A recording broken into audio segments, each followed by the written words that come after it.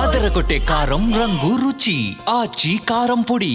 రాత్రి పొన్నూరు నియోజకవర్గం చేబ్రోలు మండలంలో సుద్దపల్లిలో జరిగినటువంటి ఘటనకు సంబంధించిన బాధితులు ప్రస్తుతం గుంటూరు ప్రభుత్వ ఆసుపత్రిలో చికిత్స పొందుతున్నారు. ప్రస్తుతం నేను గుంటూరు ఆసుపత్రిలో ఉన్న మనతో పాటు బాధితులు ఉన్న ఎవరైతే ప్రధానంగా చెప్తున్నటువంటి మహేష్కి సంబంధించినటువంటి వాళ్ళ మిస్సెస్ అర్చన ఉన్నారు. ఒకసారి మాట్లాడే ప్రయత్నం చేద్దాం. అమ్మా, ఎట్లా ఉందమ్మా? పెయిన్గా ఉంది సార్. అసలు ఏం జరిగింది రాత్ర నేను మా చిన్న అబ్బాయి మా అత్తయ్య గారు ఇంట్లో ఉన్నామండి. నేను వంట చేయడానికి వెజిటేబుల్స్ ప్రిపేర్ చేస్తున్నాను. అయితే ఇంతలో అమ్మాయి తొందరగా 5 లీటర్స్ అదే పెట్రోల్ తీసుకొచ్చింది మా బెడ్ మీద. అండ్ పోసేటప్పుడు మా మీద కూడా తుల్లిందనమాట. నేను మా అబ్బాయిని తీసుకుని బయటికి వచ్చేసాము. డోర్ బయట ఉన్నాము. ఇంకా మా అత్తయ్య గారు మా బావగారు అందరూ వచ్చారు. చుట్టుపక్కల ఉన్న ఎవరస్తులు అందరూ వచ్చారు.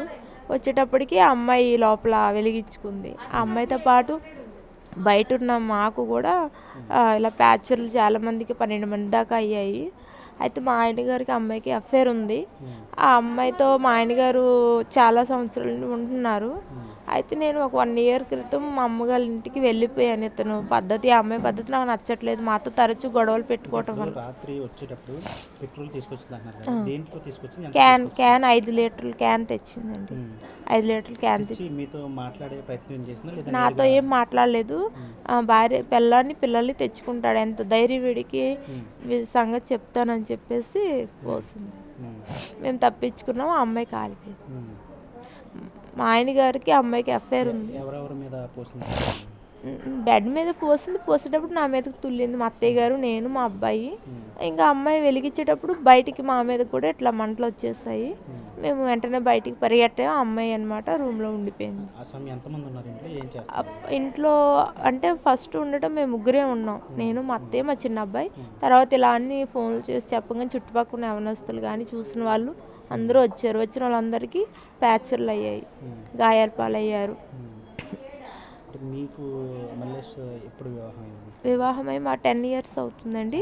మా వివాహం అయిన తర్వాత అమ్మాయితో పరిచయం ఏర్పడింది.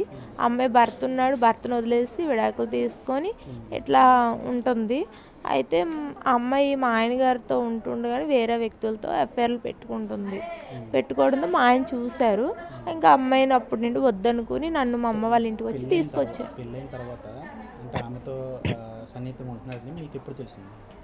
నాకు తెలిసింది వాళ్ళు పరిచయం ఉన్న 3 ఇయర్స్ దాకా నాకు తెలీదు. అయితే నాకు అనుమానం ఉండేది కానీ నాకు తెలీదు. తర్వాత అమ్మాయితో ఈయన హైదరాబాద్ వెళ్ళిపోవటం ఇంకప్పుడు నాకు తెలిసింది. ఒక 5 ఇయర్స్ అవుతుంది. వెళ్ళిపోవటం, మళ్ళీ రావటం, అమ్మాయికి ఈయన గొడవ అవటం, మళ్ళీ వెళ్ళటం. మేము కేసులు అప్పుడు పెట్టాము. చాలా గొడవలు జరిగాయి. కానీ వాళ్ళు చాలా ర్యాష్గా ఉంటారు మనుషులు. ఇంకా మేము మేము పెద్దగా గొడవలకి వెళ్ళే వాళ్ళం కాదు. ఇంకా మేమే భయపడి ఇలాంటి ప్రయత్నాలు ఏమైనా చేస్తుందేమో అని నేను ఇంకా నా పిల్లల కోసం నేను మా అత్తయ్య గారితో ఉండేదాన్ని. ఇంకా నేను 1 ఇయర్ క్రితం అమ్మగారింటికి వెళ్ళిపోయాను. ఇంకా అమ్మాయి అలా బ్యాడ్ అని తెలిసి ఇతను నా భార్య పిల్లలు నాకు కావాలి, నువ్వు వద్దు అని చెప్పి నన్ను తీసుకొచ్చి 2 డేస్ అవుతుంది.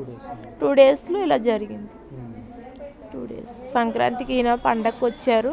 పండగ అయిపోయిన తర్వాత నన్ను మా 2 అబ్బాయిల్ని ఆయన తీసుకొచ్చారు. ఇంట్లో మేము ఉండడం ఆ అమ్మాయి సహించలేక మా మీద ఇలా అటాక్ చేసింది. మాతో మాట్లాడడం అంటే మా ఆయన గారికి ఎప్పుడైనా ఫోన్ చేసేటప్పుడు పిల్లలకు బాగాలేనప్పుడు ఆ అమ్మాయి లిఫ్ట్ చేసి ఏమైనా అమ్మగుడికి ఎందుకు ఫోన్ చేస్తున్నావు అలాగే వార్నింగ్లు ఇచ్చేది. నేను ఇంకా ఏడ్చుకుంటూ ఉండేదాన్ని. తిరగబట్టడం అవి చేసేదాన్ని కాదు. మాది పద్ధతిగా ఫ్యామిలీ రోడ్డు మీదకి వెళ్ళాను. ఎవరిని అడిగినా మా హస్బెండ్లో కరెక్ట్గా లేనిది ఎవరిని అమ్మాయిని మనం ఏం అనలేం కదా.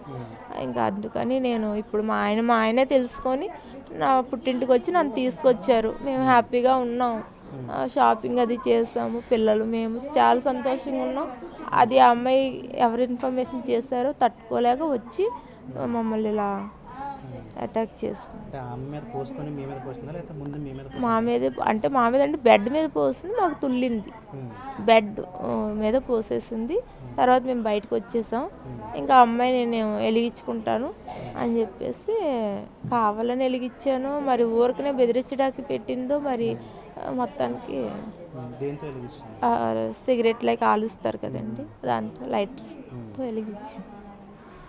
ఇంకా మా మా చిన్న అబ్బాయికి, నాకు, మా అత్తయ్య గారికి, ఇంకా చాలామంది యవనస్తులు అడ్డుపడడానికి వచ్చారు, వాళ్ళకి కూడా బాగా గాయాలయ్యాయి. అందరూ సేఫ్గా ఉన్నాం, గాయాలతో అమ్మాయి చనిపోయింది. అంటే ఇప్పుడు ఏమైనా కోరుకోవాలంటే ఏమైనా పోలీసులు ఏంటంటే పోలీస్ కేసు కూడా పెట్టారు కేసు కానీ తప్పు అమ్మాయిది. మా హస్బెండ్కి ఇందులో ఇన్వాల్వ్మెంట్ లేదు.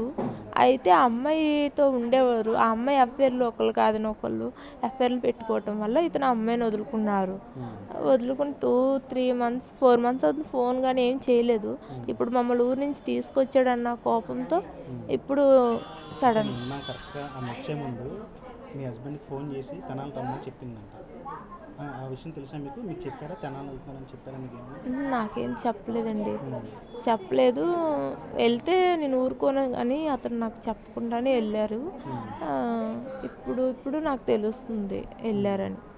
అతను తెనాల్లో పోలీస్ స్టేషన్లో అతన్ని పెట్టి మేము ఇంటికి వచ్చింది మమ్మల్ని అటాక్ చేయడానికి. అంటే ఆ విషయం ఏమైనా చెప్పారా మీకు? ఫోన్ చేసి ఎట్లా గొడవ చేస్తా ఇలా గొడవ చేయడానికి వస్తుంది, నువ్వు ఎక్కడికైనా వెళ్ళిపో అని అన్నారు. అయితే నేను నైటీతో రోడ్డు పైకి వెళ్ళాం కదండి, డ్రెస్ చేంజ్ చేసేలోపే వచ్చేసింది. ఫోన్ చేసింది ఎంతసేపుకి వచ్చిందా? ఫోన్ మా ఆయన ఇలా చేశారు, అమ్మాయి వచ్చేసింది. అమ్మాయి వచ్చిన తర్వాత కూడా మా ఆయన మాకు ఫోన్ చేస్తున్నారు, నా ఫోన్ స్విచ్ ఆఫ్ అయింది. మా పిల్లలు గేమ్లు ఆడి స్విచ్ ఆఫ్ ఛార్జింగ్ అయిపోయింది. ఇంకా అమ్మాయి వీడియో కాల్ చేసి ఇగో నీ ఇంటిని తగలబెట్టేస్తున్నానని మా ఆయన గారికి చెప్పింది. చెప్పిన తర్వాత మేము బయటికి పారిపోయి వచ్చేసాము. ఇంకా అమ్మాయి లోపల పెట్రోల్ బెడ్ పైన పోసింది కదా, బెడ్ ఈ ప్లేస్లో అమ్మాయి నిల్చొని వెలిగించగానే ఆ అమ్మాయికి బాగా ఎఫెక్ట్ కొట్టి బాగా కాలిపోయింది తను. మేము గాయాలతో పారిపోయి బయటకు వచ్చేసాం. చుట్టుపక్కల అందరికీ గాయాలు బాగా అయ్యాయి, ఇంకా హాస్పిటల్ అడ్మిట్ అయ్యాయి.